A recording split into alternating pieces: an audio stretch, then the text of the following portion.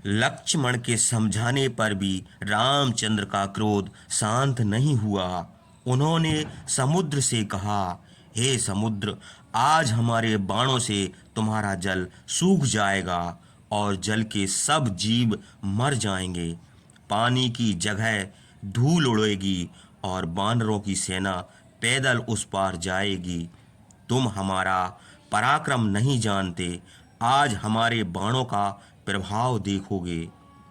महाबली रामचंद्र ने यह कहकर ब्रह्मदंड के समान बाण निकाला और ब्रह्म अस्त्र मंत्र पढ़कर धनुष पर रखा।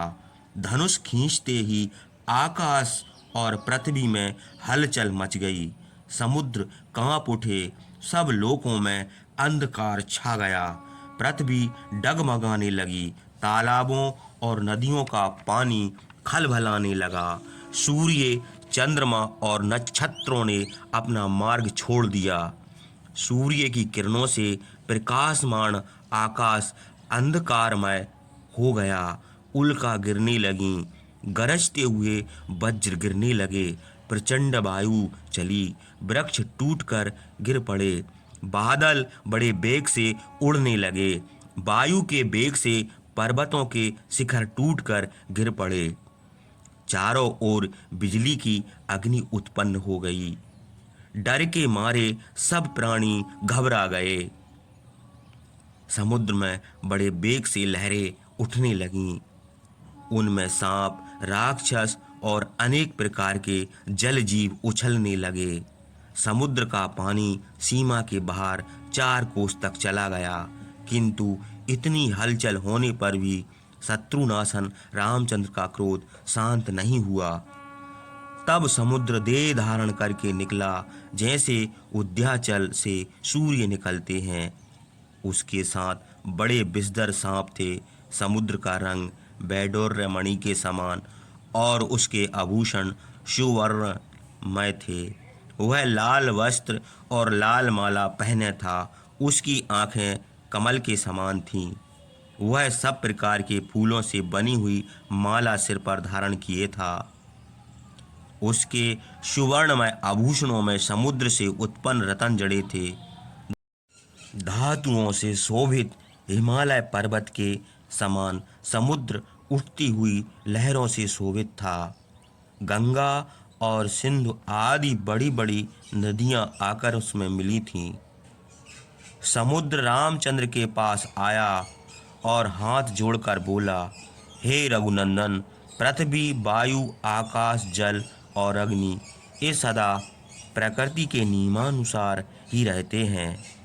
अगाध और दुर्लभ रहना ही हमारा स्वभाव है। यदि हम अगाध ना रहें और जो चाहे आसानी से पार उतर जाए तो यह प्रकृति के विरुद्ध है। हे राजकुमार, हम किसी कामना, लोभ अथवा भय से मगर और घड़ियाल आदि जल जीवों से युक्त जल को स्तंभित नहीं कर सकते, किंतु हे प्रभु, हम आपको उपाय बताएंगे। उस उपाय से आप पार उतरें, वह हम सहने को तैयार हैं। जब आपकी सेना उतरेगी तब जल जीव उनका भक्षण नहीं करेंगे। रामचंद्र ने कहा, हे समुद्र, यह ब्रह्मास्त्र निष्फल नहीं हो सकता। इसे तुम्हारे किस स्थान पर छोड़ दें? समुद्र ने उस भयानक बाण को देखकर उत्तर दिया, संसार में जैसा अपनी ख्याति है वैसे ही हमारे उत्तर तट पर द्रुमकुल नामक पुण्यवान स्थान प्रसिद्ध है। वहाँ उग्र स्वभाव के बड़े पापी अभीर आदि दुष्युगण रहते हैं। वे हमारा जल पीते हैं और हमको उन दुष्टों का पाप रूप स्पर्श सहन नहीं है। इसलिए हे रामचंद्र, यह अमोघ बाण वहीं छोड़ दीजिए। समुद्र की यह बात सुनकर रामचंद्र ने ब्रह्मास्त्र छोड़ दिया। जिस स्थान पर अब वज्र तुल्य वह बाण गिरा, वहाँ स्थान मरुकांतर नाम से प्रसिद्ध हुआ। पृथ्वी बाण से पीड़ित होकर कांपने लगी। बड़ा भयानक शब्द हुआ। बाण पृथ्वी में धंस गया। उस मार्ग से जल निकल आया। जिस मार्ग से जल निकला उसका नाम व्रणकूप हुआ। इतना जल निकला कि वह दूसरे समुद्र के समान दिखाई दिया। पहले जो जल वहाँ था वह सूख गया।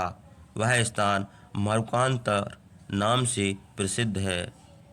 देवतुल्य पराक्रमी रामचंद्र ने उस देश को वरदान दिया कि इस देश में पशुओं के लिए घास बहुत हो, रोग कम हो, फल मूल, रस, तेल, घी और दूध बहुत हों, अनेक प्रकार की सुगंधित औषधियाँ और अन्य उत्तम वस्तुआं उत्पन्न हो। रामचंद्र के वरदान से यह बहुत अच्छा देश हो गया। उसके बाद सब शास्त्रों के जानकार रामचंद्र से समुद्र ने फिर कहा, हे सोम, नल नाम का बानर विश्वकर्मा का पुत्र है। विश्वकर्मा ने इसे वरदान दिया है, यह हमारे ऊपर सेतु बांध सकता है। यह सेतु बनावे हम उसे अपने ऊपर धारण करेंगे। समुद्र यह कहकर अंतर्ध्यान हो गया। नल खड़े होकर महापराक्रमी रामचंद्र से बोले, समुद्र ने ठीक कहा है, मैं पिता की कृपा से इस अपार समुद्र में सेतु बांध सकता हूँ। संसार में दंड ही सब उपायों में श्रेष्ठ है। कृत्यघन पुरुषों पर क्षमा, दान और शांत वचन का प्रभाव नहीं पड़ता। देखिए, यह अगाध समुद्र रामचंद्र के दंड के भय से सेतु बांधने का उपाय बता गया। जो हो, आज समुद्र के मुंह से यह बात सुनकर मुझे पुरानी बात याद आ गई। मेरे पिता ने मेरी माता को वरदान दिया था कि तुम हमारे अनुरूप पुत्र प्राप्त करोगी। मैं विश्वकर्मा का पुत्र हूँ और उन्हीं के समान शिल्पी हूँ। किसी के पूछे बिना अपना गुण अपने मुंह से नहीं कह सका। मैं पिता की कृपा से समुद्र में सेतु बांध सकता हूँ। अब सेतु बांधने में विलंब न करना चाहिए। वानर सामान इकट्ठा करें। तब रामचंद्र की आज्ञा से हजारों वानर सब ओर दौड़ गए। पर्वतों पर जाकर बड़े बड़े वृक्ष उखाड़ लाए और समुद्र में फेंकने लगे। साल, अश्वकर्ण, धौ, बांस, कुटज, अर्जुन, ताल, तिलक, तिनिस, बेल, सप्तपर्ण, कर्णकार, आम और अशोक आदि के वृक्षों से समुद्र को भर दिया। कोई वृक्षों को जड़ से उखाड़कर इंद्रकेतु के समान उठा लाया, कोई ऊपर से ही तोड़ लाया। ताल और अनार, नरियल, बहेड़ा, करील, बकुल और नीम आदि के पेड़ लाकर समुद्र में छोड़ने लगे। महाबली वानरों ने पर्वत की शिलाएं भी लाकर समुद्र में छोड़ दी। समुद्र कांपने लगा। पर्वतों के फेंकने से समुद्र का पानी बड़े जोर से आकाश को उछलता और गिरता था। सेतु के सिधान के लिए बहुत से वानर 100 योजन लंबा सूत पकड़कर खड़े हो गए। नल सेतु बांधने लगे और हजारों वानर उनकी सहायता करने लगे। तृण, काठ और पर्वतों की शिलाएं से समुद्र को भर दिया। किसी ने फले फूले वृक्षों को उखाड़कर समुद्र में डाल लिया। बहुत से वानर पर्वत, शिला और बड़े बड़े शिखर लिए दौड़ते हुए दानवों के समान देख पड़ते थे। पर्वत और शिलाओं के फेंकने से समुद्र में भयानक शब्द होता था। शीघ्र काम करने वाले वानरों ने पहले दिन 14 योजन, दूसरे दिन 20 योजन, तीसरे दिन 21 योजन और चौथे दिन 22 योजन और पांचवें दिन 23 योजन सेतु बांधा। विश्वकर्मा के पुत्र बलवान नल ने 5 दिन में समुद्र में सेतु बांध दिया। वे अपने पिता के समान इस काम में निपुण थे। उनका बनाया हुआ सुंदर सेतु समुद्र में वैसे ही शोभित हुआ जैसे आकाश में स्वाति पथ शोभित होता है। उसे देखने के लिए देवता, गंधर्व, सिद्ध और ऋषि लोग आकाश में आए। सेतु 10 योजन चौड़ा और 100 योजन लंबा था। नल के बनाए हुए सेतु को देखकर देवता और गंधर्व बड़े विस्मित हुए। वानर प्रसन्न होकर उछलने लगे, कूदने और गरजने लगे। समुद्र में सेतु बंधना बड़ा अद्भुत काम था। उसे देखकर सभी प्राणी चकित हो गए। असंख्य वानरों ने सेतु बांधकर उस पार जाने का निश्चय किया। वह सेतु समुद्र की सीमा के समान शोभित हुआ। सबसे पहले विभीषण अपने 4 मंत्रियों के साथ समुद्र के पार जाकर खड़े हो गए। तब सुग्रीव ने रामचंद्र से कहा, आप हनुमान की पीठ पर और लक्ष्मण अंगद की पीठ पर बैठ लें। ये दोनों वीर बहुत शीघ्र ही उस पार पहुंचा देंगे। मार्ग लंबा है, आपको पैदल चलने में बहुत समय लगेगा। धर्मात्मा रामचंद्र और लक्ष्मण धनुष बाण लेकर सुग्रीव के साथ चले। सेना उनके पीछे चली, कुछ सेतु के ऊपर, कुछ समुद्र में तैरते हुए और कुछ गरुड़ के समान आकाश मार्ग से चले। सेना का कोलाहल समुद्र के शब्द से मिलकर और भी भयानक हो गया। बानरों की सेना समुद्र के उस पार जाकर ऐसे स्थान में ठहरी जहां मूल फल और पानी मिल सकता था। रामचंद्र का यह प्रभाव देखकर देवता, सिद्ध, चारण और महर्षियों ने आकर शुद्ध जल से उनका अभिषेक किया और आशीर्वाद दिया। हे राजन, आप शत्रुओं को जीते और समुद्र पर्यंत पृथ्वी का बहुत दिनों तक पालन करें। बानरों की सेना समुद्र के उस पार पहुंच गई। वहां अनेक प्रकार के अशुगुन देखकर रामचंद्र ने लक्ष्मण से कहा, हे लक्ष्मण, बानर और रीछ वन के फल खाकर और ठंडा पानी पीकर सेना की व्यूह बना लें।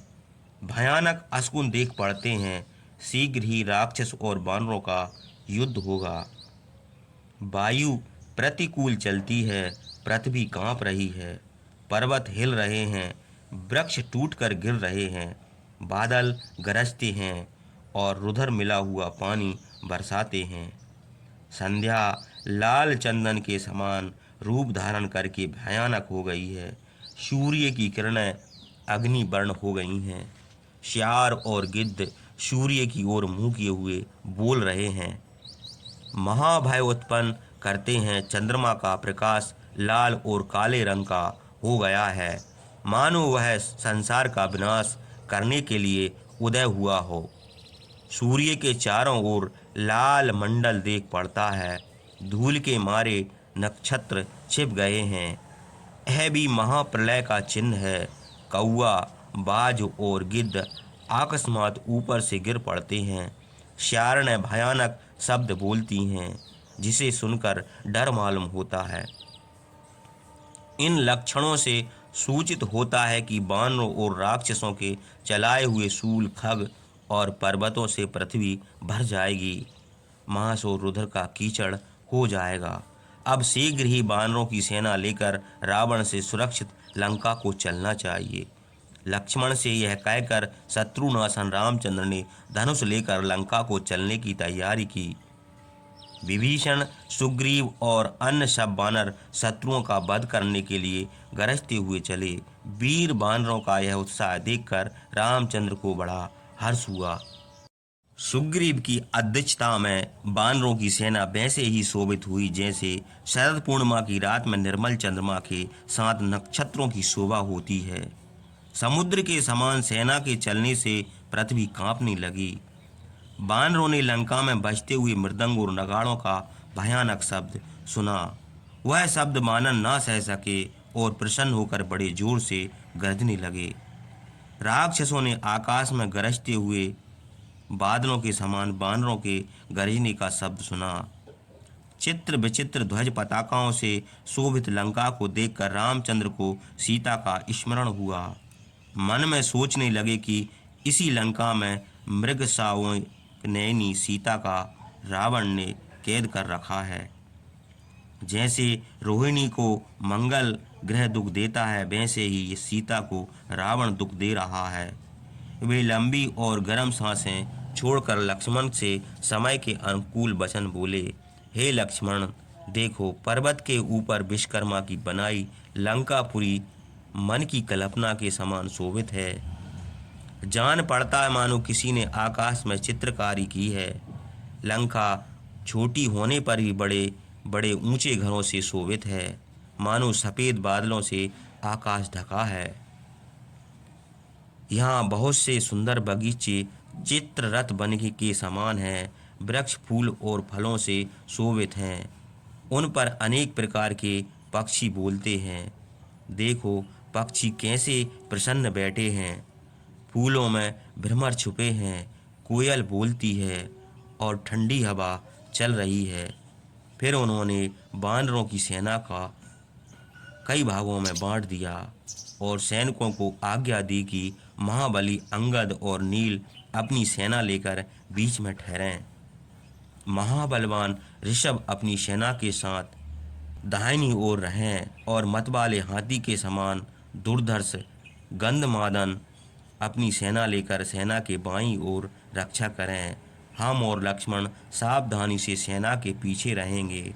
जामवंत, सुषेण और वेगदर्शी ये तीन बलवान वानर सेना की कुक्षी की रक्षा करें।